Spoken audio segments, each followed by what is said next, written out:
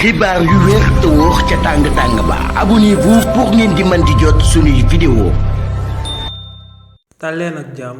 seen chaîne bi di Buzz 221 HD kii di Khadija Mahécor Diouf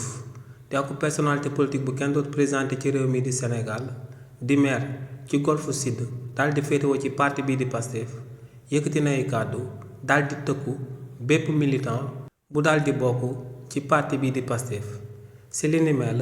kii di Khadija Mahécor Diouf ne bépp ministre bépp directeur général bépp PCA dafa war a daal di génn daal di leeral ay position par rapport ak parti bii di Pastef bu fekkee ne day oote woo ko ne ci biir parti bi la daal di bokk ne képp si ñoom dafa war a daal di génn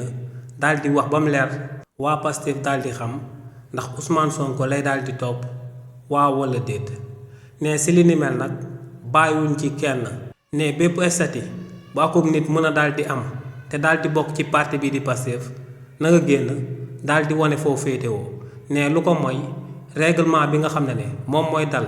ci ku gën a tuuti ci parti bi ba ku gën a mag ci parti bi ne règlement intérieur boobee duñ ko jël di ko sélectionner ñenn ñi di jël ay daan daal di ko teg seen ndodd ba noppi di bàyyi ñeneen ñi ñuy gàlleyaabe di amal lu leen neex ci parti bii di Pastef. donc ne lu leer ba am moom mooy que ne règlement intérieur bi nuñ koy tegee ci koo xam ne dafa am grade daal di bokk ci parti bi ne noonee lañ koy daal di tegee ci koo xam ne amul grade daal di bokk ci parti bi donc ne na ñëpp daal di génn wane seen bopp kan mooy kan ci biir parti bii di Pastef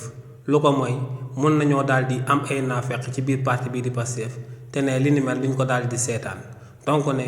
ku nekk na génn daal di wax fu mu féetee dëggantaan ci biir parti bii di Pastef. xibaar yu wér te wóor ca tàng ba abonnez-vous pour ngeen di mën di jot suñuy vidéo.